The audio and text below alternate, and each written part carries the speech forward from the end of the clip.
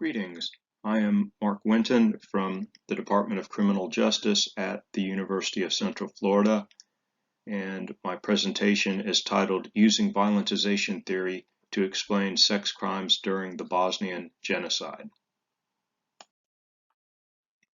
As you can see in the abstract, the purpose of this paper is to apply Lonnie Athens' violentization theory to sex crimes that were committed during the Bosnian Genocide.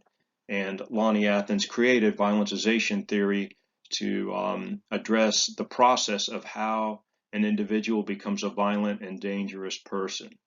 There are 5 violentization stages which I will address: brutalization, defiance, violent dominant engagement, virulency, and violent predation. I'll be using court transcripts, focusing on 3 perpetrators to evaluate the application of violentization theory to sex crimes such as rape and child sexual abuse. 3 cases were combined into the trial, and those are the ones that I use for my analysis. And you can see the brief overview. Koranac, Kovac, and Vukovic all were in the Bosnian Serb army. They all were convicted and sentenced for their crimes, and some of the crimes that they were charged with were torture, rape, enslavement, and outrages upon personal dignity. Violentization theory has been successfully applied to several genocides, but I'm not aware of the theory being used to address sex crimes during genocide, other than some preliminary work that I have done previously. Lonnie Athens developed a 5-stage model to explain how people become violent offenders by dominating others. And as I mentioned, I used the violentization perspective with colleagues to explain how nonviolent citizens become violent perpetrators during genocides. But my focus was not on sex crimes. So this is really an exploratory study, and I'm also moving away from a focus on the individual and looking at small group behavior. Now I'll discuss the stages. The brutalization stage is the first stage in which a person is taught how to carry out violent behavior through observing others. For example, group leaders may threaten the person, and potential perpetrators find that they are horrified from witnessing sexual violence. Also, potential perpetrators are coached how to carry out sexually violent behavior.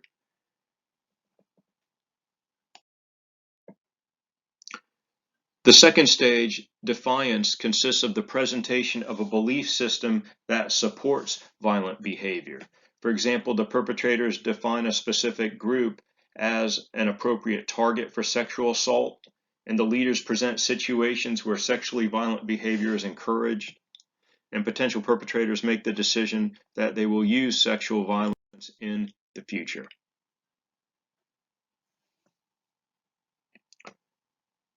Violent dominance engagement stage is the third stage, and this stage focuses on threatening others and carrying out violent acts. For example, the leaders may segregate the victims for sexual assaults, and potential perpetrators become perpetrators by engaging in sexual violence. Group peer pressure continues to support sexually violent behavior, and the new perpetrators are rewarded by their peers. The fourth stage, virulency, is where the person or group define themselves as violent. The group may use sexual assault to demonstrate their power and control over the victims, and they use sexual violence to instill fear and humiliate the victims.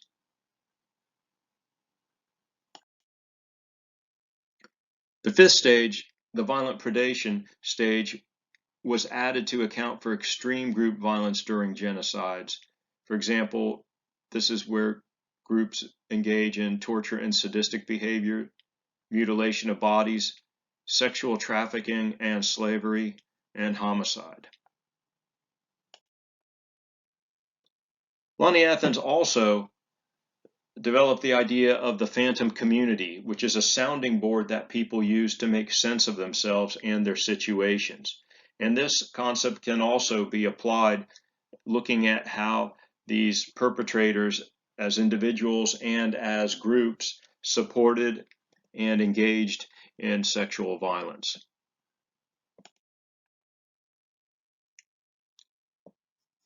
The data sources were court transcripts, and these were obtained from the International Criminal Tribunal for the former Yugoslavia, and they are readily available and in the public domain.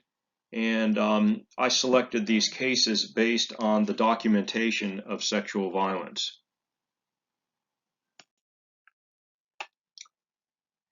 In terms of data analysis, I used basically the directed qualitative content analysis procedures that I used in previous violentization theory and genocide studies, where basically the court transcript was coded using the violentization stages and indicators. And for this particular study, the focus was on the 4th and 5th stages of the violentization process.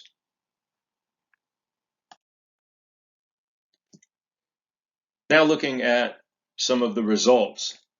Here we see kidnapping and group rape. And in this particular case, they were in the process of kidnapping a mother. And to quote from the court transcripts, she was very afraid for her son. While she was being raped, the other two soldiers watched from the car laughing. Dragoljub Koranac told them to wait for their turn. When he had finished, the next soldier raped her orally and vaginally. After he had his way with the witness, Koranac told her that she would carry a Serb baby but never know who the father was. The third soldier then raped her as well. End of quote.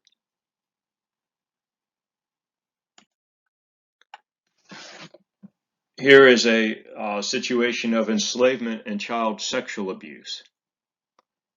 And you can see that in this case, a 12-year-old child was raped by several of the perpetrators.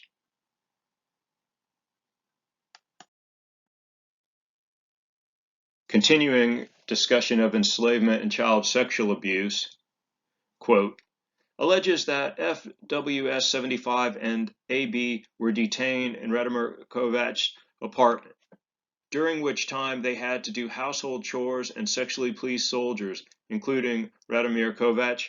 In addition, on an unknown date during this period, Kovac is alleged to have brought a soldier named Slavo Ivanovic to the apartment and ordered FWS 75 to have sexual intercourse with him. When she refused, Kovac beat her. End of quote.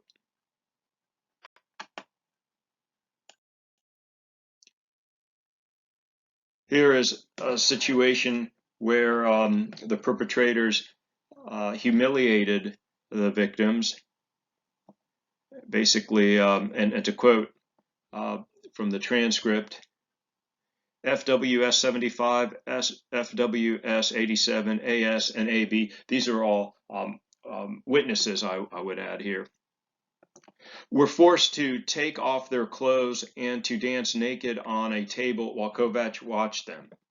End of quote.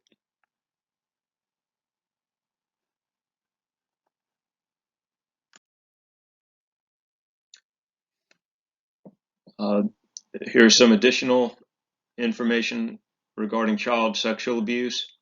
And in this case, the perpetrator states that he would have done much worse things to the victim, except that she was around the same age as his daughter.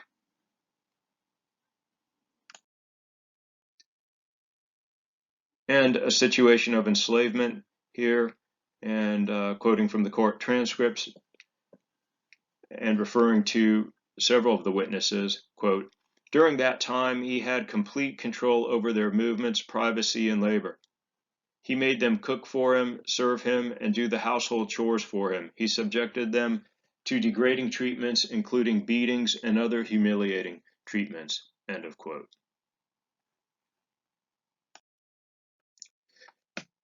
Now, looking at what we have here in terms of presenting a brief discussion, the behaviors of the perpetrators are consistent with the virulency stage. The perpetrators use sexual assault to instill fear, shame, humiliation, and hopelessness. They use sexual assault to demonstrate that they had power and control over the victims, and the perpetrator group was viewed as dangerous.